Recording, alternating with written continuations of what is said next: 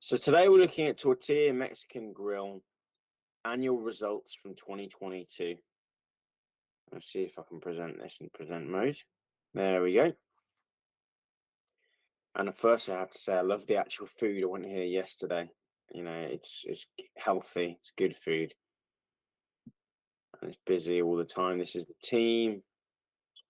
Now there is some things that I'd like to go into here. Firstly, forgive me if my voice is a bit tired sounding. I'm not sleeping so well on my current mattress, but I'll keep going.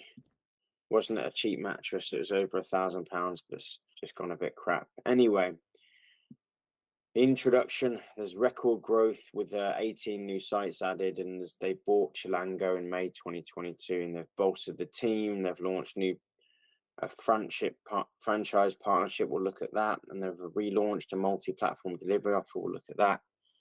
Financial highlights: a revenue growth of 20%, like-for-like growth of 16%.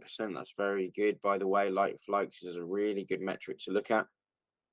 EBITDA, earnings before interest, tax, and depreciation and amortization of 4 million. That's gone down. We'll look at that. Net debt has gone down. That's really good, actually. Although, oh no, my bad. Sorry, they had net cash of 6 million, and now they've got a bit of debt. My bad. It's the other way around. We'll have to have a look at that and why that's happened. So record year of growth, that's what they're saying. Top line, the stores is they've acquired 8, they've opened 19, they closed 9. Wow, that's interesting. With the majority of them closing delivery stores of 5 out of that 9. They opened 10 of their own stores, 3 delivery kitchens, and 6 franchise stores. As you can see here, 5 from Compass and 1 from SSP. I believe SSP might be the airport people, possibly. They've closed 5 delivery kitchens as part of a return to non-exclusivity with Deliveroo. That's weird. I'll have to look at the... I don't know if they explain that a bit more, because if it was non-exclusivity, then surely they could keep the delivery kitchens open. Bit unusual.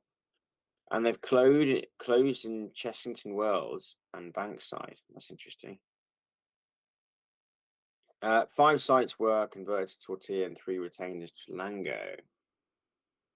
Yeah, so it is growing, you know, but I still don't think it's growing as fast as it could be. Only 6 franchise stores in the year. They could be really ramping the franchises up significantly, in my opinion. Anywho, franchising. It's the lowest way to grow the company, the lowest cost way to grow the company. It's very low in capital expenditure, normally known as CapEx. So you can actually grow a company very, very quickly through franchising. Let's look at the results then. Franchise store delivered a strong sales performance with overall franchise income growing by 112% in the year. A great result considering some of the impacts of COVID-19 and multiple rail strikes in the UK. There's been tons of strikes in the UK. So any company that has, you know, leisure companies and retail companies have to dodge these bullets. In the UK, 6 new stores were opened, 5 in university locations. That makes sense. And the second airport location with the SSP. They're in discussions for new franchise locations in higher education, I guess the universities. Major UK travel hubs, rail and air, along with exciting new opportunities the group is pursuing in the healthcare sector and the motorway service areas. This is something I mentioned probably a year ago, that I could see Tortilla being everywhere, including alongside motorways, in hospitals, just wherever you might congregate. I could see it being, you know, a Tortilla pretty much every mile of a densely populated area, so thousands in the UK. International franchise opportunities. Apparently there was double-digit like-for-like growth, providing appetite to accelerate new stores in the international markets. The board is also busy exploring new European markets, so there's an exciting opportunity to capitalize on our position as the largest burrito business in Europe. They've kind of been saying this for some time. I kind of think that it's the lowest risk option to franchise. both in the UK and internationally. So I don't know if they have a team dedicated to franchising, but I think if they don't, they should, because it's the easiest way for them to grow store count. It's the easiest way for them to grow a business. It seems like it's a very systemized business already. Finances. Revenue did increase 20%, driven by addition of 10 stores and acquisition of Chilango. Gross profit was 76%, lower than last year, basically due to a change in VAT and some Ukraine war-linked inflation. Admin expenses grew 19%, in line with revenue growth. Still costly. Adjusted EBITDA, here's the big one, reduced by 4.7 million due to the expected removal of a beneficial VAT rate. Now, I didn't know about this VAT rate. It may have been in... Whoa, what's going on there? Sorry, folks. I'm going to get us back to the right screen. Here we go. Oh, my computer went funny there. My mouse went on the thing. Anyway, so this VAT rate, I think, was basically... I didn't know about that. I don't know if it was in the previous decks, but it looks like there was some beneficial VAT thing for the size of the company they were, maybe. So maybe that's a one-off, and maybe next year, things grow as they are growing, and there's no big surprises, because that's going to put a dent in the year-on-year comparisons, and things like that. Loss after tax, there was a loss of 0.6 million as opposed to a profit of 1.4, which isn't great. But if revenue and adjusted EBITDA goes up 20% next year, then they'll go back to making a profit, won't they? Because 20% of 4 million is 800k. They lost 600k this year, so they'll be in profit next year. But still, it's not great. Let's look at the financials in detail on the right-hand side. Revenue has gone up significantly. Cost of sales has gone up as well. That is quite a large bump in the cost of sales there. I don't know what is going on there. I suppose that maybe they haven't got the efficiencies of a large company. But yeah, that's a big bump in cost of sales. And you can see there the percentage of revenue still is going down a little bit. That's the gross profit percentage of revenue, I would assume there. And the profit from operations has declined, I guess, from those VAT costs. But the pre-opening costs have gone up as well by 700,000. That would be, had that pre-opening costs been lower, similar to last year, the profit would have been 1.3 million. So that's something the company can look at. What's going on with those pre-opening costs there? Share options expenses have gone up by 400%. I mean, why are there costs for a share option? That's a bit dubious. I'm not quite sure what's going on there. Be good if they could explain that. I don't know if they do. I didn't get to the live stream, so I was busy with my work at WhatsApp. But good news is the exceptional items and non-trading costs have gone down. There's been an adjustment. I think that's something to do with tax there. But overall profit has gone down. But I think, as I mentioned, if they get a handle of their pre-opening costs and their share option expenses, we would have actually seen a growth. It would have been, it would have been pretty good, actually. The profit would have been more or less the same as last year. It could have been actually not quite, actually 1.2. So it would have been 600k profit rather than 600k loss, right? Anyway, let's look at the next things. So the revenue is going up. So look, in this year, the first bullet, they did actually benefit from 3 months of reduced VAT. So actually next year, there's still going to be a hit.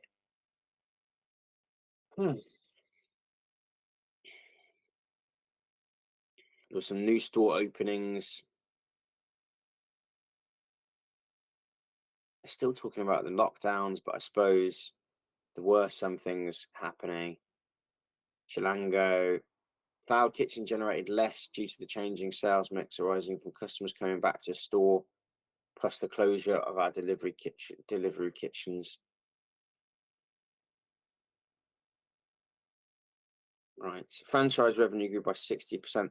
You know, they really need to be thinking more about franchising. It's such a small percentage of it's like it's the little kind of orphan child of the business. They're ignoring it in my mind, and I think they really need to be thinking more about franchising. I think it's the easiest way for them to grow. Revenue. This is a blend of revenues. I'm not going to go through this particularly. Just that the like for likes are good. And that's the key thing for them to look at, which is good. Oh, let's go back. Okay, so 10 openings in the year. I really think that they can be going a bit bigger here, to be honest. CapEx, new stores cost 350k. This is why they need to be looking at franchising. You know, if they had a team of three franchise managers, let's say, all earning 50k a year, they're only going to spend 150k on a team of a franchise team, right? And each store costs them 350k in CapEx. You know, that's 3.5 million they've spent on opening 10 stores. When, as I mentioned, I think a franchise manager or team would be a lot less than that. So that's kind of, where I'm at. And they want to open 10 sites in 2023 plus 3 to 5 franchise sites. It still feels to me that they are not grown as fast as they should. Opening 13 stores a year is not going to set the world on fire. UK is a big market. I think it could sustain 1,000 stores in this country, probably a lot more, maybe 2,000 if you include rail and road. So I don't think they're going fast enough. Derby launched. It's fantastic. I've got a property in Derby. That was a slightly lower capex, 305k. Look at this. Greenwich was a bit more, 475. She's got her own company. They should really be scaling franchising massively in the UK and in Europe and globally. They are a good brand. They can compete with Chipotle if they get their franchise skates on. So let's hope that they can partner with people, both corporations, and maybe even start an individual franchisee program as well. Why not? Then we look at the store counts. I really think there is an opportunity for the guys to come up with a micro store, which is, I guess, my idea, but I think other companies have done this. If we think about Catebox, they have kiosks in supermarket chains like Asda. Couldn't Tortilla have a high street like store count, which is like store concept, which is maybe like 10 square meters, and it's basically a pickup window, and you can order on an app. Maybe their IT guy could help set this up. They've got a new IT director where you just order on an app and you just like pick up your tortilla order from that delivery pickup place. Maybe there's like a production line in the background, or maybe it's delivered from a local store. This is how Catebox do it. This is not new in the industry, if you like, in the food industry. In the Catebox bit, they get their inventory from a main store. So like in Derby, for example, they have some stores in Derby, and I think they might have, I don't know if it's in Derby or not, but as an example, they might have a kiosk little store in Asda, and it's the same owner. That franchisee owner owns a Derby store and he owns a kiosk. I think they could have something similar with Tortilla. You could have, because if you think about the capex for a big store could be 350,000 or 450,000, as they've said on this slide. You imagine if you get a mini store concept that's like 10 square meters, not 180 square meters. It's probably going to be like so much cheaper to actually build and kit out. It's just going to be so much cheaper. It could be 10x cheaper. And also, if they do this IT ordering system, they can maybe order in like a time window. And then people are going to be less pissed off in like ordering in the long queues, because there are long queues like this Westfield shopping center. I've been there. It's in Stratford, and the queuing line snakes because so many people are queuing up, and some people walk off because they just can't be bothered to wait. But if you had an ordering system, that could like actually help. You know, people would actually know when to come back. They could just, instead of waiting in line, you know, the orders would come through on an order system like they do at McDonald's, for example, in most countries. I think that's a really good idea. I don't work in this space, but I try to have ideas to overcome some of these things. And they could keep these. These could be owner-operated stores, and they could probably 10x the amount of stores that they produce in a year, and 10x, you know, kind of everything there. Okay, I'm not going to look at the org structure. I don't think that matters too much. People in the culture, they have a high turnover of staff, actually. So I don't know how they can keep more staff. That's what I've noticed. It's good that they have zero waste and they're plant-based. I think they should do more plant-based stuff, to be honest. Because Mex, not me shares, it's Mex. And they're only valued at 48 million, which is just kind of a bit ridiculous. They have fallen since their IPO, which again is silly because they didn't have anywhere near as many stores as they have now. And yeah, if they've got like earnings of, you know, a loss of 0.6 million this year, but next year they don't have the 2.5 million acquisition of Chilango, and they can really boost their franchisee stores, I don't really see why they can't be producing 3-4 million a year in profit in the short term. Yeah, and that boosts, if you have a 20x valuation, that would boost the valuation to maybe 80 million. And then if they can really go big on rail, road, and air stores, and also franchise a bit more, maybe think about the idea that I had about these micro units, which are cheap and quick to roll out. You know, why can't they be, you know, creating 40, 50 stores a year in the short term? You know, that could potentially not double revenue every year, but they've only got 80 stores at the moment, so it could really help in terms of growing the company. So I really do think that Tortilla's valuation is very conservative. I think in 10 years we'll look back at this and think that it was a very cheap price to get this stock at, to be honest. And I own the stock. You know, I'm not a financial advisor, but I do think of financial logic as being quite important. And the 0.6 million loss of EBITDA is a blip. You know, you've got the VAT thing, which is a one-off thing, so that's not going to affect them in the future. And the Chilango acquisition, and also as they build more stores, their cost of sales should go down as well. And of course, revenues and profits will go up.